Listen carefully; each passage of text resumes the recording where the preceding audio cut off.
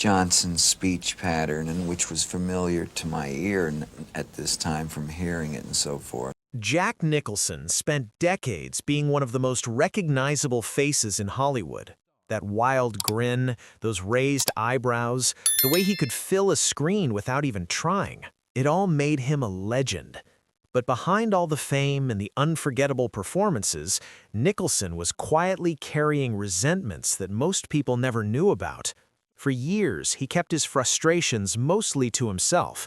Now, at 88 years old, he has finally started talking about the people who let him down, the co-stars who frustrated him, and the directors who made him feel like he was working against the film instead of for it.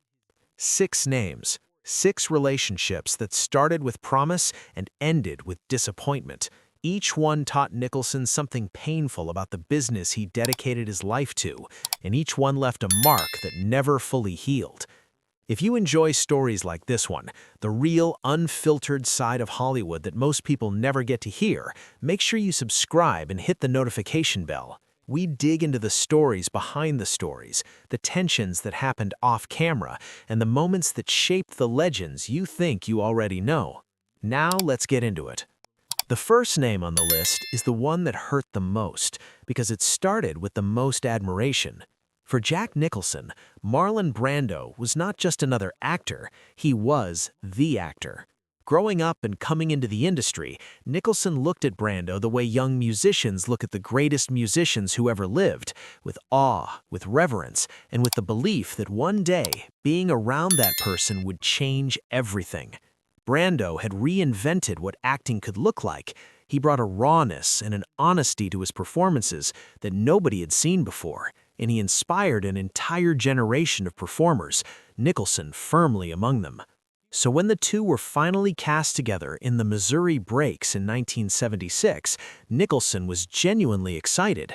This was the moment he had been waiting for without even knowing it. He imagined the two of them pushing each other, challenging each other, bringing out something extraordinary in both of their performances. He prepared thoroughly, showed up ready, and looked forward to what he thought would be one of the most thrilling creative experiences of his career. What he found instead stopped him cold. Brando arrived on set, seemingly uninterested in the work. He had not memorized his lines and did not seem particularly bothered by that fact. Instead, he had cue cards placed all over the set, taped to furniture, stuck on lamps, and in at least one reported instance, held up on the forehead of a crew member standing just out of frame. For Nicholson, who believed deeply in the craft and in the discipline required to do it well, watching this felt like a slap in the face. But it did not stop there. As filming continued, Brando began making increasingly strange choices that had little to do with the story and everything to do with his own amusement. He insisted on wearing unusual costumes, including bonnets and dresses, that confused the crew and derailed the tone of scenes. He experimented with strange accents that seemed to change from take to take.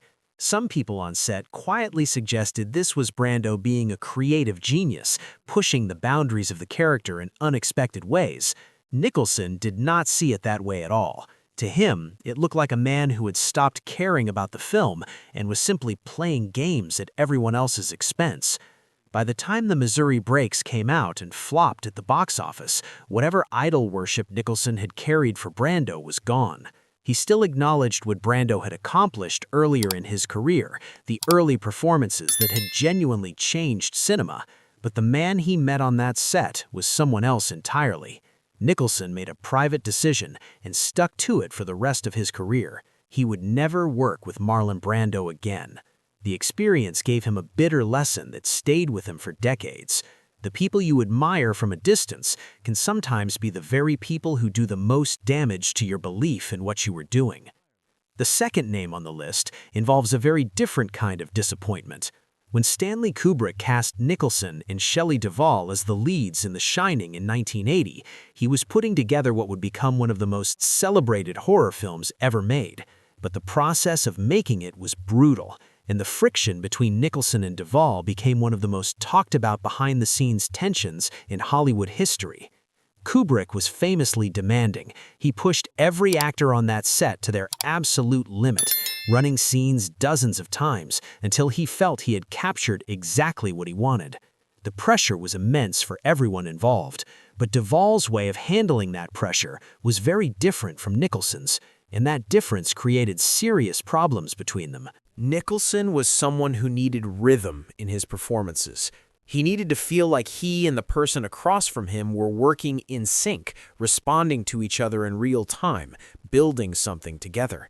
He described it later as needing a dance partner, someone who could hear the same music he was hearing and move with him.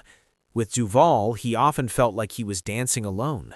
She was frequently overwhelmed by the emotional demands of the shoot, and her distress, which was very real and later well documented, made it difficult for Nicholson to find any consistent footing in their scenes together. What had started as sympathy on his part slowly turned into frustration. He felt like he was constantly having to compensate, having to carry more than his share of the energy in every scene, and that exhausted him both physically and creatively. The performances he needed from her in key moments were sometimes there and sometimes not, and he struggled to maintain his own focus when the foundation kept shifting under him. Years later, Nicholson looked back on all of it with more understanding.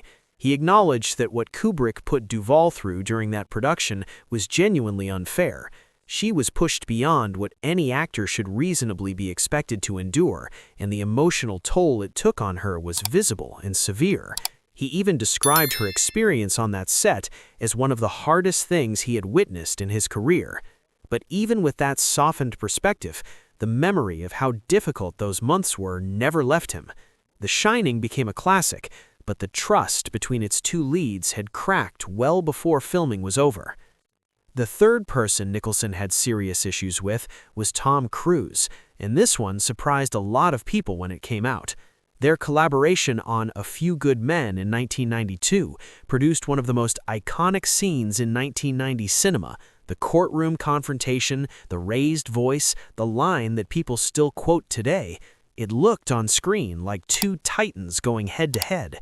From where Nicholson was standing on set, though, it felt very different. Nicholson had always believed that great acting required genuine danger, not physical danger, but the danger of not knowing exactly what was going to happen next, the unpredictability that makes a scene feel alive rather than performed. He loved the moments when something real and unexpected could crack open a scene and give it a charge that no amount of rehearsal could manufacture. That was what he chased in every role he took on. Working with Cruise gave him none of that feeling. Everything about Cruise's performance was precise and deliberate. The smile landed at exactly the right moment, the gestures were perfectly calibrated, the line readings were consistent and controlled in a way that left Nicholson with nowhere to go. Nicholson later said, in characteristically blunt terms, that when he looked into Cruise's eyes during their scenes together, he could almost see the machinery operating just below the surface. The performance was technically remarkable, but to Nicholson, something essential was missing, the sense that the actor was genuinely discovering something in the moment rather than executing a plan. The famous courtroom scene, the one that audiences loved so much, was a perfect example of how this felt from Nicholson's side. He threw everything he had into that exchange, pushing with everything he could in the hope of breaking through Cruise's controlled surface and finding something raw underneath. What came back at him felt like lines that had been rehearsed 1,000 times in front of a mirror. Flawless, yes. Alive, in Nicholson's opinion, no. After the film wrapped, Nicholson was honest with the people around him about how the experience had felt.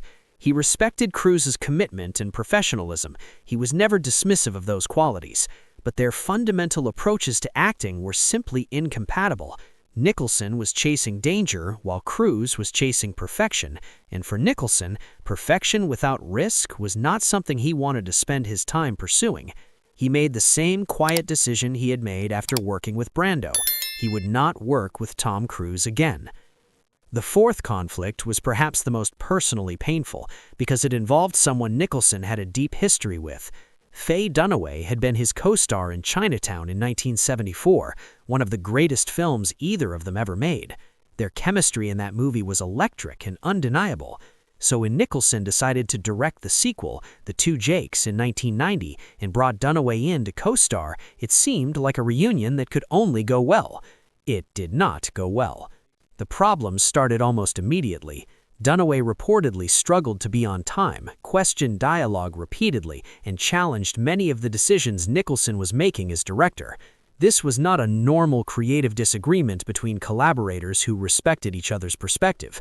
It felt to Nicholson like something deeper and more destabilizing, like the ground was being pulled out from under him on a project that meant everything to him. What made this especially hard was that Nicholson was not just the director, he was also the writer and the star. He was carrying the entire film on his back while simultaneously trying to manage a situation on set that was making every day harder than it needed to be. At one point, he said outright that what was happening no longer felt like two people making a film together. It felt like sabotage. That word, sabotage, captured exactly how desperate and betrayed he felt in that moment. The film did not succeed the way Nicholson had hoped. The Two Jakes came and went without making the kind of impact Chinatown had. And worse than that, the experience of making it convinced Nicholson of something he had never expected to conclude, that he would never direct another movie again. A project meant to be a crowning achievement in his career had instead closed a door permanently. The rift with Dunaway never healed. The fifth name belongs to Sean Penn, and this conflict was about creative freedom in a way the others were not quite. Nicholson agreed to star in Penn's 2001 film, The Pledge, and by all external measures, it was a serious project with serious intentions. Penn had a clear and specific vision for the film, and he pursued it with the kind of focused intensity that you would expect from someone who cares deeply about their work. The trouble was that his way of directing left almost no room for Nicholson to do what Nicholson did best. Penn wanted control over every moment. Every pause had to land in a particular way. Every glance had to mean exactly what Penn intended it to mean. Every emotional shift had to follow the precise arc he had mapped out in advance. For a director, that kind of meticulous attention to detail can produce extraordinary results. For Jack Nicholson, it felt like being put in a straitjacket. Nicholson had built his entire career on instinct. He was at his best when a scene was slightly unpredictable, when he could respond to what was actually happening around him rather than what was supposed to happen. Penn's approach eliminated that possibility almost entirely. Nicholson later compared the experience to trying to run a marathon with his feet tied together. He could see exactly where he needed to go, but every attempt to get there was blocked by another restriction. The Pledge received solid reviews, which only added a layer of irony to how Nicholson felt about it. The film worked on screen, but for him, the process had been suffocating. He left the production feeling drained and creatively confined in a way that he had not experienced before. He and Penn never worked together again, and Nicholson was clear with those close to him that Penn's brilliance as a filmmaker was not something he doubted, but the experience of being directed by him was not something he was willing to repeat. The sixth and final name is Leonardo DiCaprio, and their collision happened during the making of Martin Scorsese's The Departed in 2006. The film is now considered one of the best American crime dramas of its era, and Nicholson's performance as the unhinged Frank Costello is a big part of why. On-screen, the scenes between Nicholson and DiCaprio crackle with tension. Off-screen, Nicholson had serious reservations about how DiCaprio worked.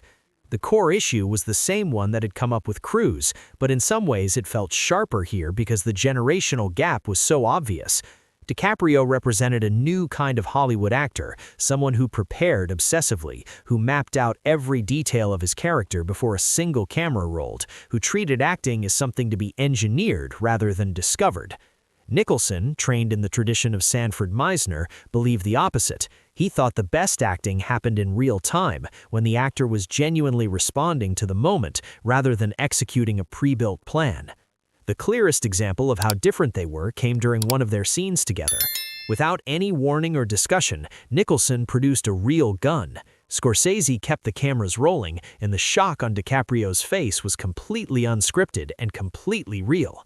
For Nicholson, that moment was exactly what acting was supposed to be, a genuine human reaction captured on film. For DiCaprio, it felt like a violation of the agreement that actors make with each other when they step onto a set together. The move was unsettling, and he made clear that he considered it reckless. Nicholson respected DiCaprio's ability and never denied that the younger actor was genuinely talented, but there was no real creative connection between them. He later told people privately that he would not work with a younger actor like DiCaprio again. DiCaprio, for his part, continued to speak generously about Nicholson in public, but the distance between them was real, and it did not close. When The Departed won Best Picture, it was a triumph for everyone associated with it. For Nicholson, though, the win came with a complicated feeling, proof that a film could be brilliant and still leave you feeling like something important had been missing the whole time. 6 people, 6 very different kinds of conflict, but when you look at all of them together, a clear pattern emerges. Jack Nicholson valued one thing above almost everything else in his work: the feeling of genuine unpredictability, the spark that comes when two actors are truly present with each other, and neither one knows exactly what is going to happen next. Every conflict on this list, in one way or another, came down to that. Whether it was a co-star who was too chaotic, too controlled, too emotionally unavailable, or a director who squeezed out every last bit of spontaneity, Nicholson's grievances all pointed back to the same core belief about what acting should feel like. Whether you think he was right or too demanding is a fair question. These were all talented people. Some of them made films with him that are considered masterpieces. But for Nicholson, a great film was not enough in its own if the experience of making it felt wrong. He wanted the process to match the result, and when it did, he remembered it, and he did not go back.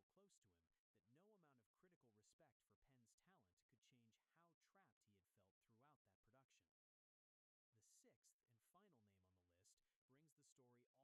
to one of the most acclaimed films of Nicholson's later career. The Departed, directed by Martin Scorsese, brought Nicholson together with Leonardo DiCaprio in a crime drama that went on to win the Academy Award for Best Picture. Their scenes together were tense and powerful and widely celebrated. But behind the scenes, Nicholson saw in DiCaprio something that reminded him of what had bothered him about Cruise, and it created a distance between them that never really closed. For Nicholson, the problem was once again about philosophy. He had been shaped by the teachings of the acting coach Sanford Meisner, who believed that great acting meant living truthfully in the moment, responding instinctively to whatever the other person gives you, and letting real emotion break through in real time. DiCaprio represented a newer way of working, one built on meticulous preparation, detailed backstory work, in complete control over every physical and emotional detail of a performance.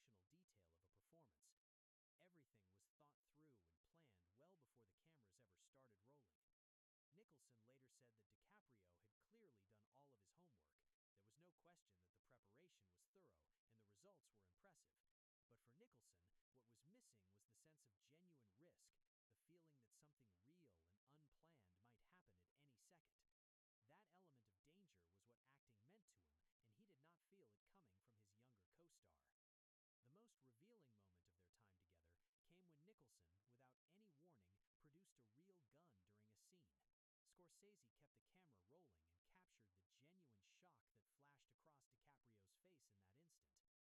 That element of danger was what acting meant to him, and he did not feel it coming from his younger co-star. The most revealing moment of their time together came when Nicholson, without any warning, produced a real gun during a scene.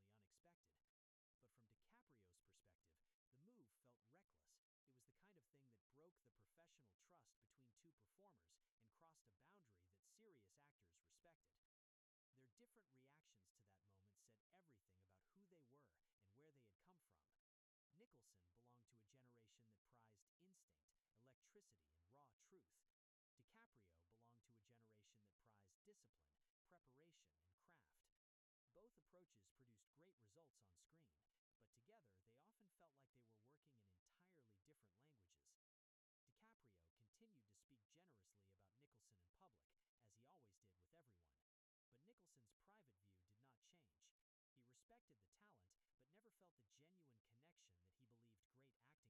but never felt the genuine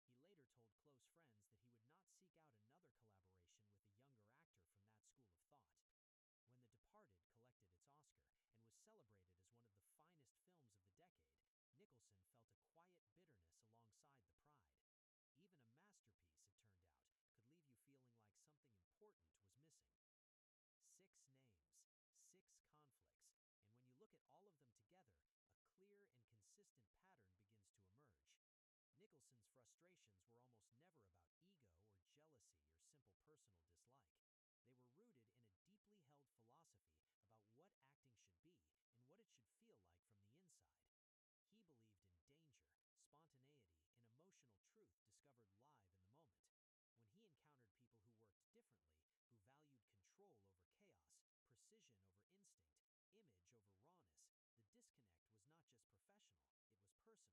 who valued control over chaos, precision over instinct, image over rawness, the disconnect was not just professional, it was personal. Because for Nicholson, the way you acted said something fundamental about the kind of person you were.